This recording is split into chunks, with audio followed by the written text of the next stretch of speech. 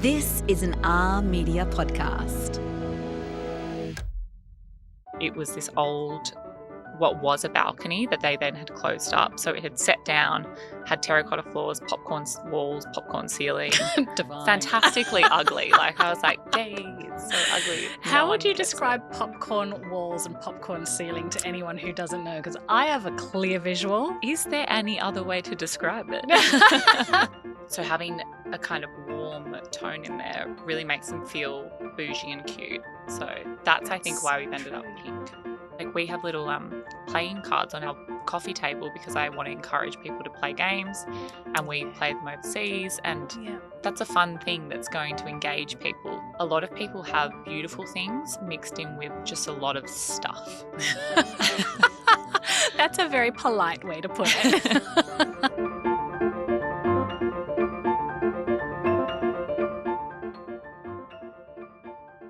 Today's guest is interior designer Shona McElroy, the founder and principal of Smac Studio. And when she walked in today, she is just full glamour, which is interesting because that is not the story of her home when she first saw it. It's an apartment in Edgecliff in Sydney. And when she first walked in, she saw potential, whereas everybody else just walked straight back out. It was a 1920s layout with a pokey kitchen hidden away. The bathroom was interesting, and it had popcorn walls and ceilings. If you know, you know that's not a good thing. But with a bit of vision and a bit of time, she transformed this apartment into something totally, totally beautiful. Shona takes us on a tour of her gorgeous home. And because this is the edit, we'll also be asking the important questions. One of my favorite things, what is in your mystery drawer? And what Shona brought today really pulls on the heartstrings. I hope you enjoy. Shona, welcome to the edit. It's really lovely to have you here. I'm so excited. I love you. what you said when you walked in, that it's a little friend space. Yeah. And that's exactly how I hope it feels. It is. It's lovely. It's like a little girly catch-up. Definitely. Speaking of girly catch-up, I had my hair cut last night. I love it. It's taken a little while for me to get to this point. I've been growing my hair for years, and I had a big chunk cut off, and I was feeling really brave about it. And it just got me thinking about being brave. Yeah. And it's something that we do every day, but you do it a lot more than others in your work. Yes and no. I mean, in the beginning, yes. I actually think your haircut is braver than what I do every day. I have not been yet. I've been growing and growing and growing mine. Every time I go to the salon, I'm like, just keep the length. I know, it's quite a thing, isn't it? Normally women cut their hair during a big moment of change in their lives, and I have to say nothing's really changing in my life right now. Oh, that's the best time to cut your hair. I'm feeling good about it. Last time I cut my hair, I swear it was like a breakup, and I did like a bangs and like dyed it dark, and I was like a new person. But I don't know if that ever goes that well. Do you ever have clients who come to you, perhaps maybe it's post-breakup, or they've just gone into a new space on their own, or they're forging a home with a new partner, and do they have ideas that you think, oh, wow, that's something we need to work through? Mostly they're at some sort of pivotal point in their life. A lot of my clients are actually more moving into the downsizer market, for example. Wow, so coming out of a bigger house, looking for, a place that the kids could come back if they want to, which is a real big thing, but not necessarily the luxury of being there for a long time. Yes. The kids. Yeah.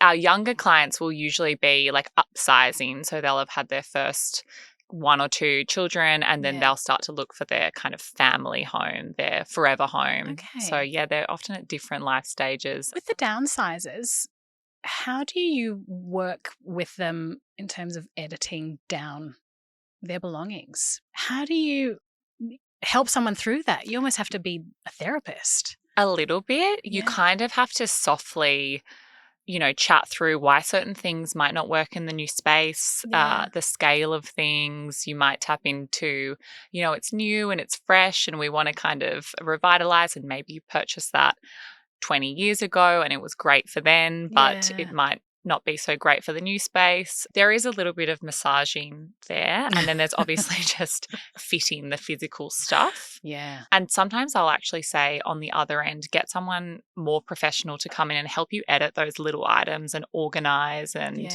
we actually, through our whole process, go through this whole, in our design development, organization of spaces where we'll design every cupboard and every drawer and every shelf, and we'll actually allocate what's going to go there.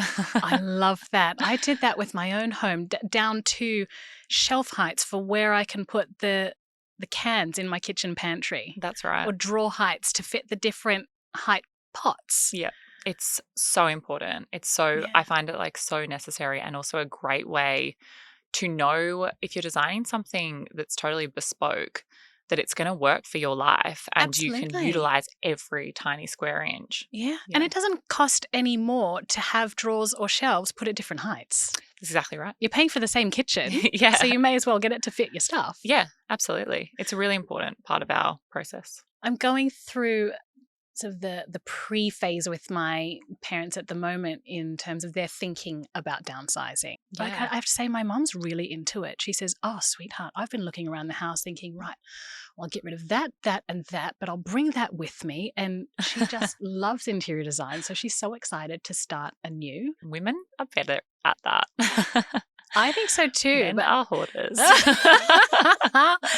Give a man a garage, they will fill it. Yeah. It's like jet skis and like random hobbies that they've picked up once, golf clubs and the old set of golf clubs to give to their son. Yes. And men have the big stuff as well. So my partner is going to look at this and he's going to be like, no, you're a hoarder of clothes. No, you're a collector. That's exactly There's right. a difference. It's just not comparable to like three cute tank tops from 10 years ago that you maybe don't wear. Do you think it's nostalgia? Do you think it's being sentimental? Men have an ideal about their life, that they're going to surf in the mornings and on the weekends and play golf, and they'll do 18 holes twice a week, and then they'll, get a little boat and I don't even know, go water skiing. So they buy all of the stuff for that and they do it once or twice. But I think life just gets in the way. So how do you observe the wives and partners of these men in the design process? Oh, it's always hilarious. I love the part of our process that feels like marriage counselling. With the right couple, it's totally funny, and you learn to put your 2 cents in. Where can we fit it? If we can't fit it, what does that look like? Maybe we could throw out some of those surfboards.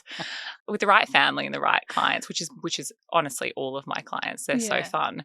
You have this really beautiful little dialogue that feels just like this. You're just riffing off each other, and you kind of toe the line at some points, and it's fun. It makes the design process like what it should be, which is just fun and exciting and all the things. When clients come to you and they have different styles or different opinions, how do you navigate that? I tell them what I think honestly. I think that's what they're there for. Yeah. That's a new skill actually that I have picked up, is being quite honest and trying to put my honest opinion on things instead of make 2 parties happy. Okay.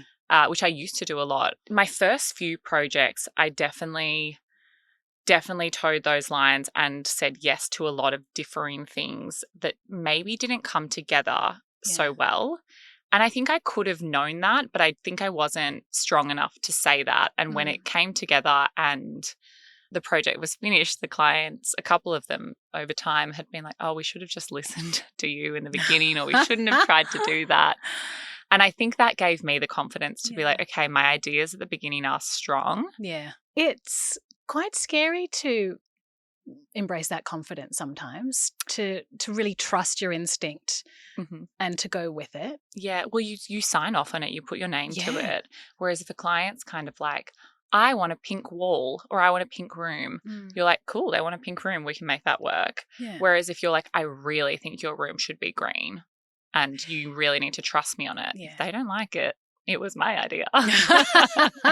That's true. So where is the blame going to lie? Yeah, whereas if they don't like the pink room, you wanted a pink room. That's it.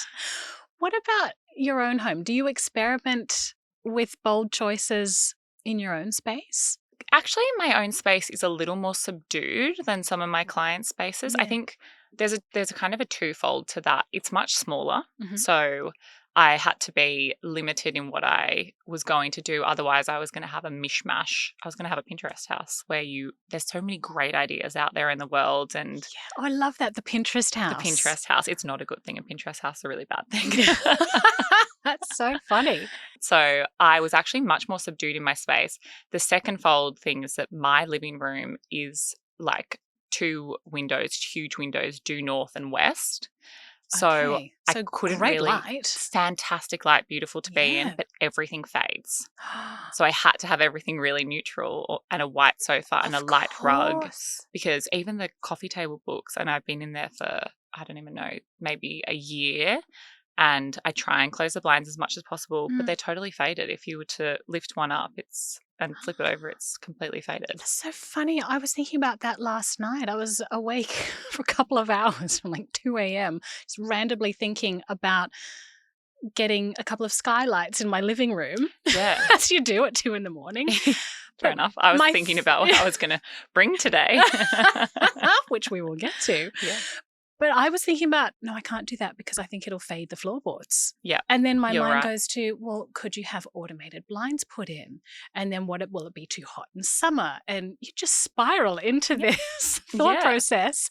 They're the type of decisions and those little rabbit holes that we as designers go into in every tiny little thing, which is just so funny. Yeah, that spiral comes through with everything. Like a handle, like, is it going to be the right shade? Will it match? Is it going to be the right, like, grippy pull? Like, how does it look in comparison? Like, everything is Absolutely. It has to be the right grippy pull. Yeah. I remember trying all different handles. There's nothing worse than trying to open a kitchen drawer when your hand's covered in olive oil or whatever, right. and you've got this tiny little pull. No. Yeah.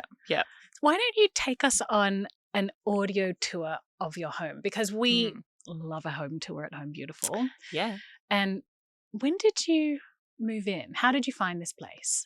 So we'd been looking for around a year, and we were the underbidders at, I think, 2 or 3 properties. Okay. I had a checklist that I really, really wanted. I wanted high ceilings. Yep. I definitely wanted a north-facing aspect. We've lived both north and south, and north is just it's so different. It's like you're in a different country. Yeah. And I find you can go for a smaller place if you have better light as well. Yeah, absolutely. And I think you can like bounce that light around. And as humans, we're so drawn to pockets of sunlight, particularly I think at this time of year, you know, autumn or in the winter. Yeah. So to not get any of that all day long, anyway, just everyone buy north. If there's one tip, there's one tip from today, real estate tip buy from north. me. So you found this house. So I found this. It's an apartment. So you found this apartment. Yeah, off the back of a real estate agent. He kind of had picked up what we were looking for, and he called me and he was like, I have this one. It's kind of sat on the market. It's a really weird layout. Kind of no one really gets it. When you walk in, it feels really dark, but it is north and da-da-da. And he goes, I think just come and have a look at it. And so I came, and it was the wackest layout of all time. Like, it was like, yeah, it was. Can you talk us through a walkthrough what it was? Yeah. So you entered the front door, and then it was like these kind of splayed, almost triangular walls, one leading into this little kitchen that was just closed off by a door with the laundry in there. And then the second one leading into a bedroom that was kind of like dog-legged and quite big, but quite long. Then as you went down the hallway, there was the primary bedroom. Connecting that was like a bathroom that then connected into the living room. So the singular bathroom connected the primary and the living, which was a bit weird. I think if it would make it easy to walk in on someone. And if you had friends over, it's just so awkward. Like, anyway. Could you see any reason why it would have been designed that way? Yes, it's all to do with the stacks. So it's a 1920s building. And what are the stacks? The stacks are the plumbing stacks and the waste pipe stacks. Oh, okay. So it's just that old school layout that they stacked them all up and they put them all there. And then because it was the 1920s, the kitchen is a private space. Yeah. It wasn't supposed to be part of our everyday life. It was where you cooked and then you came out and you ate out in a different area. So it was obvious to me what was happening. And we've dealt with a lot of those where we've opened up really old layouts of that nature. So there was the living space, and then as you came down, it was this old what was a balcony that they then had closed up. So it had set down, had terracotta floors, popcorn walls, popcorn ceiling. Divine. Fantastically ugly. Like I was like, "Yay, it's so ugly." How would you describe popcorn walls and popcorn ceiling to anyone who doesn't know? Because I have a clear visual. Is there any other way to describe it? I think it looks like someone's chewed up bits of paper. Yeah, and flung them at the and roof. flung it at the roof. It's so bad. Yeah, you just know it if you saw it. It's like that old render that's on the front of a lot of buildings. So it was an outside wall, I guess, but yeah, it's horrendous, and they get so dirty as well because everything just sits in the crevices of it, and but that was great for me. How did you remedy that? What I do, I like rendered it back so it was flat, and then put like a new wall over the top, and then did the same thing to the ceiling. So that's not overly complicated. No. A good builder would know what to do with that for sure. You just have to be willing to lose a little bit of space, I think. I think we had to bring our walls in because we had to put in furring channels behind and set a new gyp rock in front of it. So you're talking a few centimetres? Yeah, like maybe 40, 50 mil. Small price to pay. Absolutely. No popcorn wall. So what did you do with the layout here? So if I come over to your place, you open the door, what's the first thing I see? We have created like an entry hall, so a very, very small but very efficient entry hallway, maybe 2x2. Yeah. Timber floor through there with a pendant light, and then I've got a full wall of mirrors that have kind of a crittle style in them. So they're like little panes of mirrors, more like a French style with bronze rosettes through that. Yeah. The old kitchen was shortened and it became a really cute little bedroom where the bed's pushed up against 3 walls and it's got this canopy almost. So it's like a hotel-esque, really cute bedroom. I know I've got a friend staying with me at the moment and she was saying what a nightmare it was to make the bed this morning up against 3 walls. Not my problem. It's my partner's problem. He's so cute. He like rolls up all the towels for the guests. I'm like, oh, that's gorgeous. Is he a man who's stayed in a few nice hotels? Yeah, with me now for sure. Yeah. I'm not sure he's a man that actually cares for them, but that's what he does now. I like that he noticed the detail on the towels. Yeah, he's so lovely. And then, so off that same hallway, so you've got that door, you've got a laundry that you can't see because it's just behind a push catch cupboard. Then we've got what I'd like to call Hamish's pink room, which is our second sitting room. It's kind of the bigger of the 2 guest rooms, but we made it into our second sitting room. Should I be watching Real Housewives out the front? And he decides that he's not interested in that. I completely understand. Yeah, who doesn't? Or should he be watching F1, which is like really, if you're not in the mood for that, like having like that sound in the back of your ear is not great. So we have that room. So and Hamish's pink room. Hamish's pink room, it's because the sofa's in there and the second TV's in there. So obviously I take precedence of the main living room. Obviously. And his wardrobe's in there too, which is like this big and so organised. It's like my party trick when people come over. I'm like, you have to look in Hamish's wardrobe. Like he folds his undies, guys. And how does Hamish feel about this? I think he's gotten used to it. I think he's like, why are you showing everyone my undies from? And now it's like just something I do so often. He's like, yeah, they're my undies. So what are those fridge tours? Was that on MTV Cribs instead of the fridge tour? It's like it's a wardrobe tour. Yeah. It's Hamish's impossibly small wardrobe tour. So then off that same entry hall, then we have a new bathroom. So my dad is an architect, which I'll tell you about, but he was a genius. I was like, I could never fit another bathroom in this apartment, but I really want one because I don't want a single bathroom off the living room, and I don't want to share, obviously, a bathroom, and I'd prefer to not have an ensuite. But I was like, there's no way we're going to be doing that. And so he went outside, looked at all these stacks that I was telling you about, and figured out that if we raised the bathroom a certain amount within our apartment scope, we could actually run it backwards and align with one of the stacks and run it underneath all of our joinery. So clever. I know. So we've put a whole new bathroom in like a 90 square meters apartment.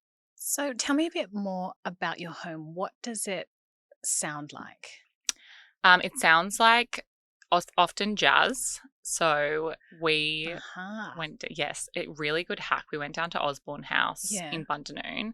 Oh, it's beautiful. It's so beautiful. It's so chic, and just the colours are all right and all the shapes are all right. I love it there. I think it's such a great getaway. And so for anyone who hasn't heard of Osborne House. It's a boutique hotel. It's very in the style of a Soho house, I would say, overseas. So there's a playfulness about it, but it's also really grown up. There's an open fire and it's in the country and it just feels like a total getaway. So we've done that a couple of times around the New Year's period and it's just divine. But they have amazing playlists. So they have Do they? Yes, amazing. And they're all on Spotify. Okay. So I'm often just playing Osborne Lounge or Osborne Jazz. Well, that's what I'll be listening to this afternoon. Yeah, I'll give you the link. It's so good. There's an Osborne Drive. So I'm just in between all of them and making my home feel like I'm on holidays at all times. That is so good. What else do you do at home to feel like you're on holidays? Light a candle. So I'll always have candles burning. Do you have a signature scent? No, not really. I'll pick up scents. So I'll kind of I'm a little bit of like a scent hoarder. Yeah, me too. Yeah. How do you store them? Do you have a cupboard or a drawer? We've got a cupboard that smells divine. It's actually right above our glasses. So when you open that whole cupboard, the whole cupboard has like a fragrance, which is really nice. So I have a couple of questions about your home. Yeah. Do you have a shoes on or off policy? No. Shoes off in the bedrooms because we've got really light carpets. Yeah. The only person who doesn't adhere to that is me, but everyone else must. But the rest is timber floors, so just come on in. Oh, that's lovely. And do you entertain at home? Yes, we love entertaining. So we've got this big U-shaped lounge, which is in the old popcorn dining room that is now the sunroom lounge room. Yeah. And I just absolutely love having like 10 people around there. Yeah. Everyone's facing each other. The windows are all open. Gorgeous. I just love entertaining. Do you have a part of your home that is maybe not social media worthy that you hide?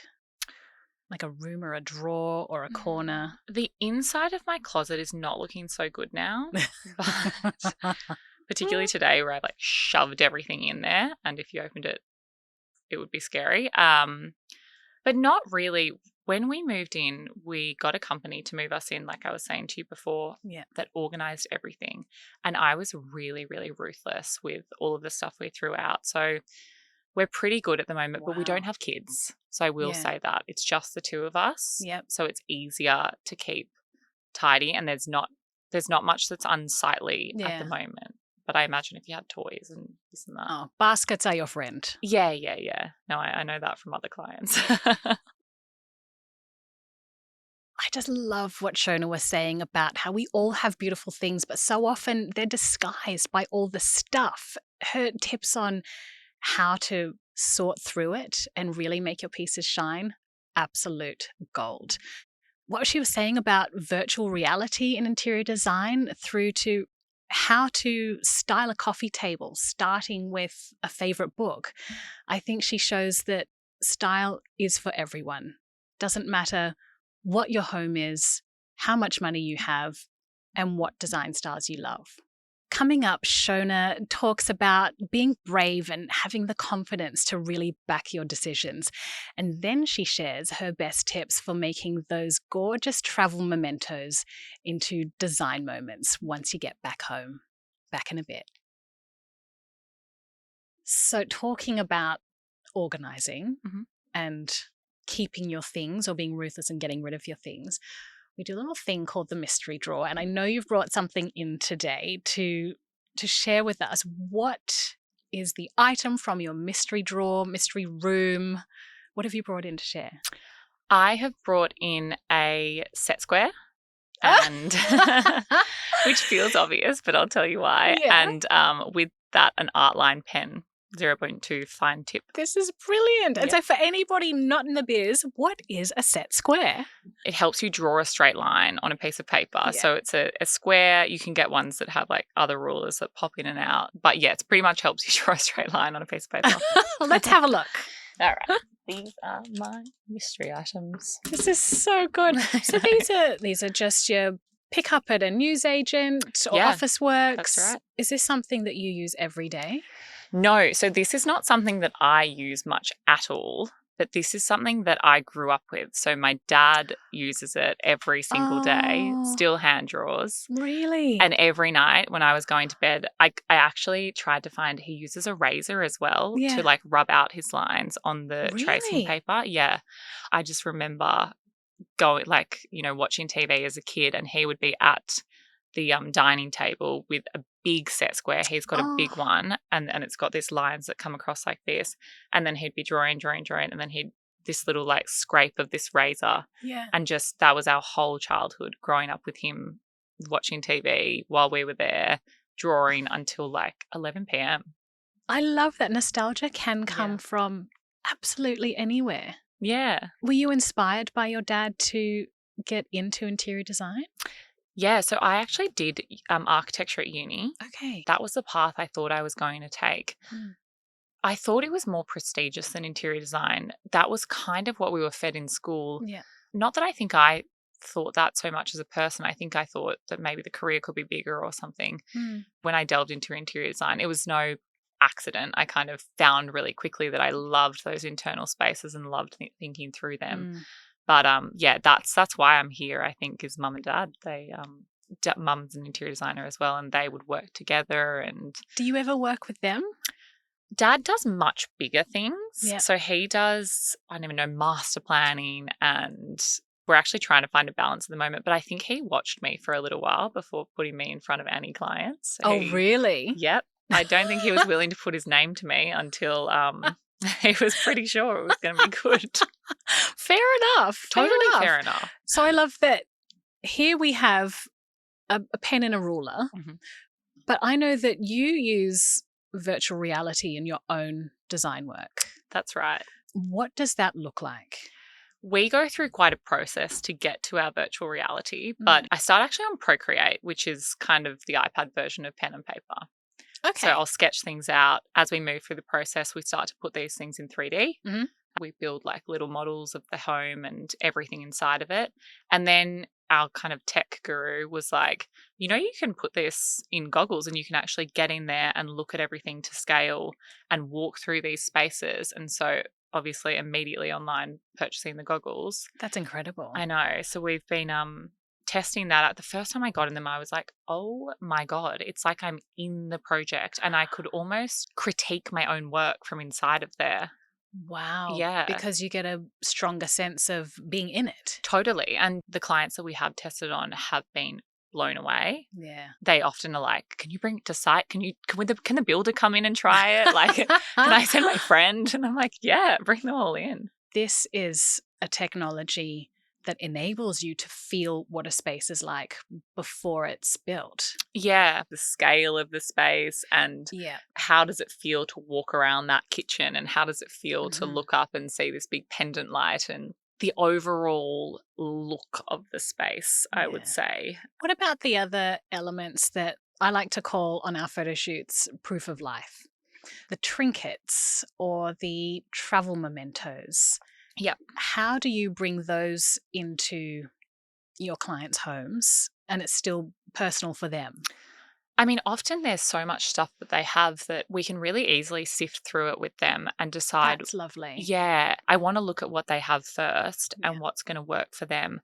And what I like to say is they're conversation starters. Yeah. Like we have little playing cards on our coffee table because I want to encourage people to play games, and we Yeah. play them overseas, and Yeah. that's a fun thing that's going to engage people. So we'll often look at what they have first.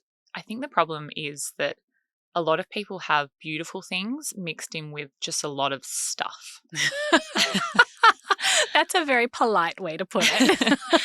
Well, yeah. But it's true. Yeah. If you Yeah. put this stunning something or other in Kmart, Yeah. it starts to not look stunning. Yeah. Whereas if you It's- pull it out, you can see that there's a little more beauty to any imperfection or beauty to something unique. And I feel like it's just distilling that. If I'm sitting in my home and looking around, and I'm being quite critical about it and identifying the beautiful things from the stuff, what do I do then. So I've found the pieces that I think are beautiful. Yeah. How do I style with them? Proportion would be the first one, and colorways. I love to start on a coffee table. Yeah. I think it's a really easy place to start. Stack up a couple of books. Mhm. Again, I think they should be ones that mean something to you, Yeah. but it is nice if they have a certain scale to them. So a coffee Yeah. table book is a coffee table book Mhm. for scale. I think it needs to be around, that 38 centimeters long. Yeah. If you're looking online, that's actually really helpful. Okay. And then start to layer. So on top of, you might have like 2 or 3 stacks. I have 4 on my coffee table, Mhm. and I'll have 1 or 2 things on each of those stacks. So I have, for example, a little duck that means something to Hamish. It's his grandmother's duck. And so Oh. it sits there. Then I Yeah. have my playing cards on another one. Yeah. And then I have like a vintage candle holder I found at the vintage markets. And then I'll have a vase, for Yeah. example. So we're creating like a lot of tension there, but these things are still individually important and they Yeah. have space to breathe. I love the idea of a book as a starting point as well. I have a book on my ottoman, which is the anchor for the whole living room. It's a book on Renaissance art. Yep. I studied Renaissance art at uni. I got married in Florence, the Oh. home of the Renaissance. And this color palette has really inspired the whole room. Yeah. And it's a book cover. Yeah, but it's crazy. It brings in that element of fun, and it Yeah. brings in this layering that you can't see a room the same without it there anymore. Exactly. The room feels incomplete if you were to take it away and have this bare-boned coffee table. Yeah. So, Shona, there are a couple of questions that I just love asking our guests. And one of them is, in your opinion, what is a homemaker these days? Because I think the concept of a homemaker can be seen as something quite traditional, but I feel it's totally different now. Yeah, absolutely. I think a homemaker is somebody that loves their home and has pride in their spaces and wants to potentially host, or even not, wants to host themselves. Yes, I love that. Exactly. To be able to create a space just for you. Yeah. Or just for you and your partner, or a rainy Sunday, or whatever it is. Yeah. I think you have a space that is your home. You should enjoy being there. Definitely. And to you, what makes a home beautiful? Oh, that's a tough one. To me, what makes a home beautiful, I think it's the pride around it. I think if someone's home is clean and you can just tell that they take care of their items and that they love them and they've collected them and it means something to them, I think the home is beautiful. This has just been so beautiful, discussing everything, I think, from what virtual reality actually is in interior design through to how to start a scheme and style from a book. I think there are some really practical tips that our listeners, and certainly I, will be able to use in my own home. Shona, thank you so much for coming in and chatting with me today. Thanks for having me. You've been listening to The Edit, the show about your style and your sanctuary. I'm Elle Lovelock. If you enjoyed this episode, I'd love for you to follow the show, leave us a rating, and definitely share it with the person whose camera roll is full of saved interiors. I am all for sharing. Recently, I had a listener message me on Instagram to share her experience with making sourdough. She read that I've just started and got to say it's not going well. So to share the advice, building on this community here, it brings me so much joy. Thank you for listening. I can't wait to see you next time. This is an R Media podcast.